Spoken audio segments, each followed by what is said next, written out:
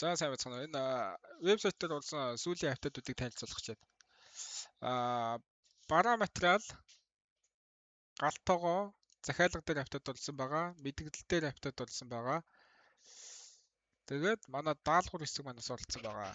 За эхлээд бараа материалаас эхлээд танилцуулъя. За бараа материал дээр барааны жигсаалт гэж орж байгаа. Барааны ангилал гэж орж байгаа. Эхний хийх бүртгүүлэх алхам маань болохоор ангилал одоо өөрсдийнхөө оруулдаг барааныхаа ангиллын төрлүүдийг оруулчихна гэсэн үг. Тэ амтлагч бас ундаа ямар одоо жимс гэх юм уу те энэ дээр одоо ингээд тулшаад хийгээгээ явчих. За энэ дээр дистаралынхаа тоо хийчихнэ гэсэн үг. За ингээд хадгалгууд манай ангиллал ороод ирнэ. За энийг амуу засч болно, устгаж болно. За энэ ангиллаа юунд ашиглах вэ гэхээр барааныхаа жигсаалтан дээр очиод энд одоо өөрсдийнхөө хэрэгэлдэг бүх бараануудаа оруулчихна гэсэн үг. За энэ дээр бараануудаа хайгаад ангиллаар нь соорлоод олчиж болно. Бараа нэмэхдээ за одоо сайн жимс гэсэн ангиллал дээр тэ за жүүлж гээд оруулчих. Ангиллаа жимс гэж сонгоод тайлбар хэсэгт нь те одоо жимснийхаа тухайл бичнэ гэсэн үг бичихгүй байсан ч болно. Тэгээ манай жимсний зураг байвал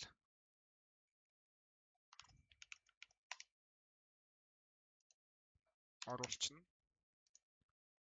За илүү нэг жимсний зураг хийчих.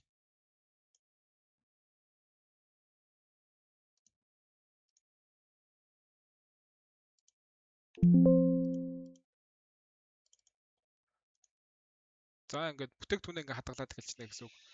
За одоо оруулсан бүтээгдэхүүн дээр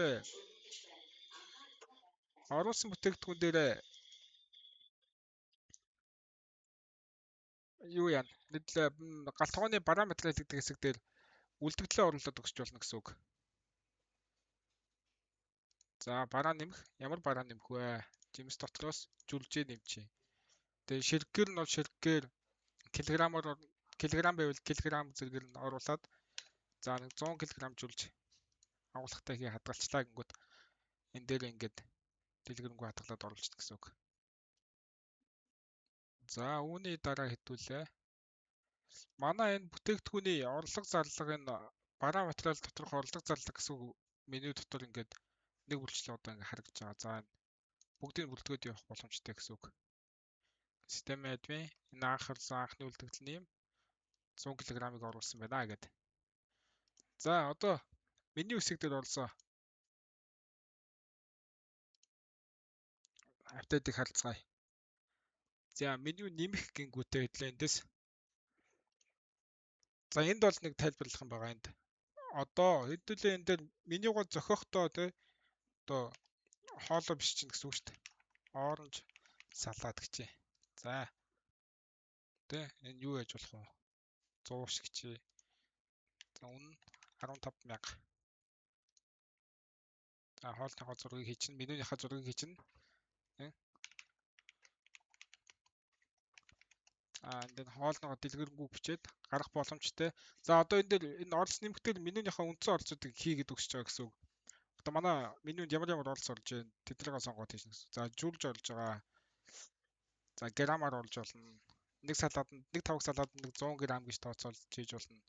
Өшөө энэ дамтлагч орж байгаа бол хамтлагчаа хийж болно. За салааттайгаа зөв луу хийж болно гэсэн үг. Тэгэхээр нэг граммаар за луу нэг 50 г ч юм уу. Ингээл манай меню үүсэж байгаа.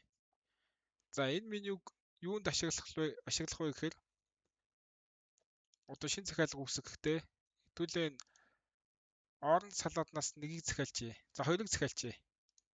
За аль өрөөн дээр тусгай тэ нэмэлт хэсэг байна уу тэрийг биччихнэ. Одоо их ч юм уу те нэмэлт санал хүсэлтээ бичээд захиалга үүсгэж байгаа. За энэ манай захиалга үүсцээ. Одоо эндээс яах вэ гэхээр бараа материалынхаа